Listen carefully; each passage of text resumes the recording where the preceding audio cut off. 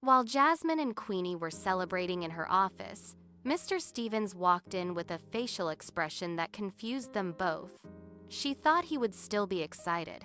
Furthermore, she felt like he should have had 2 champagne glasses in his hand so the two of them could toast and celebrate. "Miss Reed, can I see you in my office, please?" At first, Jasmine didn't budge. She simply responded, "In a minute." But when he came back in her office and yelled, "Now, Ms. Reed," she jumped up very quickly. She and Queenie looked at each other for a moment. Then she got herself together and followed him to his office.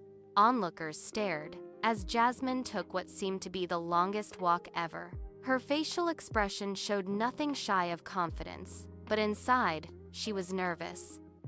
Jasmine wasn't sure why she was being summoned into his office, but she knew she didn't like the tone of his voice. He had never spoke to her like that, but it was because she never gave him a reason to. After he opened his office door, Jasmine noticed a woman sitting patiently in the chair she normally sat in. She had a warm demeanor and an incredible sense of fashion. She appeared to be short and had some of the most beautiful hair Jasmine had ever seen. All kinds of thoughts ran through Jasmine's head. She initially thought perhaps the woman was someone from Human Resources who would finally address the issue of changing the toilet paper in the bathroom, which Jasmine had been complaining about for the last 2 years. Never in a million years would she have predicted what happened next. "Jasmine, I would like you to meet Mrs. Laura Richards. She is our new Vice President of Marketing," said Mr. Stevens.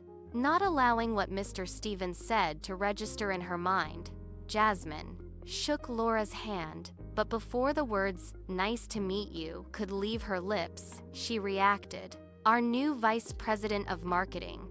Wait, what? I'm sorry, sir, but did I just hear you correctly?" Jasmine was confused and ready to set it off. "What do you mean, new Vice President of Marketing?" Jasmine looked at Mr. Stevens and then back at Laura, clearly expressing her dislike and surprise at the news. "You're firing me? I just gave the best presentation that this company has ever seen, and you're letting me go? What kind of bullsh?" Before Jasmine could finish her sentence, Mr. Stevens interrupted her. "Miss Reed, I am not firing you. I am promoting you to our new Senior Executive Vice President of Sales and Marketing." "Wait, I'm not fired?" "No, Miss Reed. Why would I get rid of my biggest asset? Miss Richards here now works for you, and so does everyone else, including the sales department." Jasmine didn't know what to say, so she just sat there with her hand over her mouth. She had definitely said enough. Her facial expression and teary eyes led Mr. Stevens to believe she was happy and accepting the promotion. This was her dream, and she had reached it in less time than she had given herself to accomplish it. No doubt, she was an accomplished woman who now felt like she was sitting on top of the world.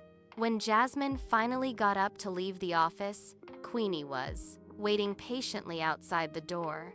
She still had tears in her eyes, so naturally, Queenie thought something was wrong. He didn't even give her time to say anything. "Oh hell no, I know he didn't." She stopped him before he had time to pull out his pocket knife from the man bra on the inside of his shirt. She knew he would react before he knew what was really going on. That's another reason why she loved him so much. Kick ass now, ask questions later. Once she filled him in, his tears started to flow, too. He was such a girl, but he was so proud of her. The good news had Queenie and everyone else happy for Jasmine. And although Susan didn't like Jasmine very much, she respected her work. Jasmine deserved the promotion. Now she would be the new leader for the sales and marketing departments. "We will be celebrating tonight, Diva," said Queenie. He called the other girls to let them know the good news and to make sure they would be available to meet up later at Jasmine's favorite spot. It was a beautiful spring night.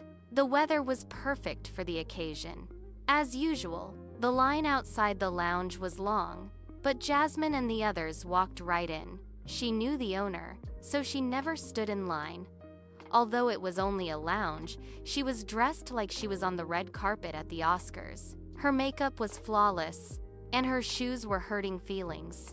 There was excitement in the air, and the bottles were definitely popping. There, they sat in their favorite section. Jasmine, Queenie, Bree, and Lena were all dressed to kill for the special occasion. Jasmine had on her favorite color. The red fitted dress made every guy melt at the sight of her, and every woman in the place threw obvious shade in her direction. There was no doubt about it. Jasmine was beautiful. She had a caramel complexion, long hair, and almond-shaped eyes. Her two other best friends, Bree and Lena, also grew up with Jasmine and Queenie. Bree was a teacher, and Lena, a therapist. It was crowded, and Jasmine was so happy. All were drinking except for Bree. Jasmine thought it was a bit weird. Here, it was one of the biggest nights of her life, and her girl wasn't toasting it up with the rest of them. She had an idea why, but wanted to hear it from her mouth. "Okay, Bree, what's wrong?" Jasmine asked. "What?" Bree responded, acting as if nothing was out of the ordinary. "What's wrong?" Jasmine repeated. "What's with the Coke?" As Bree looked at Jasmine and the others, her eyes started to tear up. Lena rubbed her arm to comfort her. "Bree, are you okay?" Lena asked. With one of the brightest smiles on her face, Bree looked at them and announced, "I'm pregnant." Surprised but happy, they began to congratulate her. She explained how she and her husband, Gene, had been trying for months, and they finally found out last week. She didn't want to tell anyone yet, as it was still very soon. Of course, she wouldn't be able to keep such a secret like that from the three of them, especially since they were way too nosy. As the celebration continued, so did the gossip and the laughter. That is, until the attention was directed towards the entrance of the club. It was as if Jasmine's breath had been taken away. She became nervous and excited at the same time. Because of the intense beating of her heart, she thought she was having an anxiety attack. He was tall and one of the sexiest men that she had ever laid eyes on. She didn't know who he was, but was sure that by the end of the night, he would be in her bed. She was mesmerized, and it wasn't until Queenie noticed him too that she realized she had fallen in a trance. No one had ever caught her attention like that before. "Oh, my milk and cookies. Who is that?" Queenie asked. "I don't know, but I saw him first." The stranger noticed the table staring and immediately was taken aback by Jasmine's beauty. They stared at each other for what seemed to be forever. Lena and Bree looked at each other and back at Jasmine, who was showing a side they had never seen before. She usually made the necessary eye contact with the guy and then acted as if she wasn't interested until he chased her down. But clearly, this one wasn't going the way Jasmine would have planned. She never allowed herself to be seen like this. Losing control and showing emotion over a man was not in her DNA. Yet, here she was, acting like she didn't have any home training. It was as if she had just removed herself from her body. She started to perspire.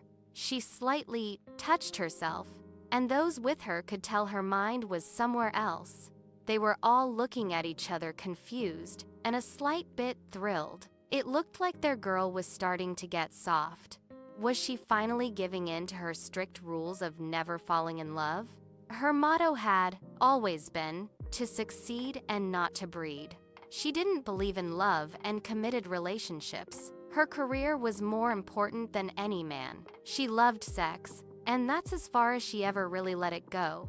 She was seeing several men and didn't get too close to any of them. However, this stranger, who walked in the door of her favorite lounge on the biggest night of her life, had her caught up in feeling strange. She didn't know why she was so intrigued, but knew she needed to pull it together, and fast. They stared at each other throughout the whole night. Jasmine started to become annoyed. She couldn't understand why he hadn't come over yet and asked for her number. No man had ever acted this calm. She started analyzing his every move. From the way bottle after bottle were being sent to their table, it appeared as though he and his friends were celebrating as well. "What do you think they're celebrating?" she asked. Sarcastically, Lena replied, "Why do you care, hun?" Jasmine looked at the others as if to pull herself out of the obvious trance she had fallen in. Again, she didn't realize she had allowed most of her night to be consumed by this guy who had yet to come over and acknowledge her. "Well, I was just wondering what could they be celebrating, that's all." Queenie chimed in, "Well, I don't know and don't care, because we're celebrating one of the biggest nights of our lives." "Our night?" Bree shot back at him. "Queenie, Jazz is the one who received the promotion, not you." "What?" "Bree, you are looking at the new senior executive's Diva assistant," Queenie told her. As they all laughed, Jasmine just looked at him and shook her head like she did on a daily basis when around Queenie. Nothing that came out of his mouth seemed to surprise any of them.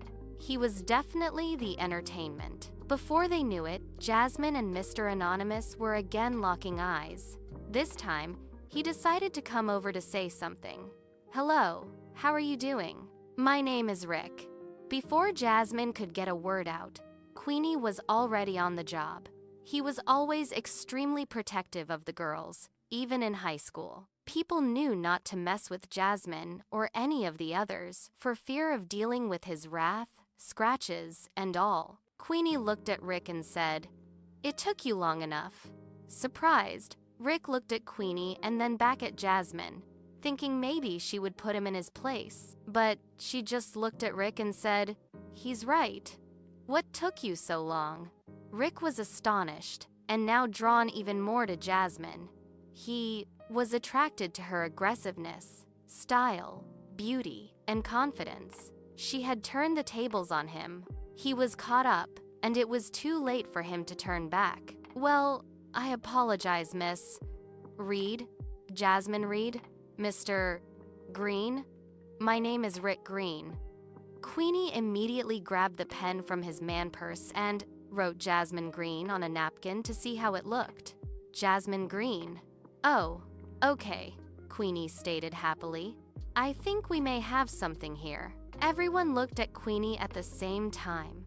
Rick smiled widely, and Jasmine gave a slight smirk, while Bree and Lena gave him the "if you don't shut up" expression. While looking Jasmine straight in the eyes, Rick confidently and sincerely said, "I agree. It does sound very natural. I love it, if you like it." Jasmine looked at Rick and smiled. The two stared at each other before being interrupted by Bree, who cleared her throat to break up the lust that had filled the air. The three of them couldn't get over how she was acting. She was clearly interested in this guy, and it appeared for more than just sex. So they weren't going to get in the way of that. As the small talk amongst them continued, Jasmine decided to ask Rick what he and his friends were celebrating. Without hesitation, he answered, "Life."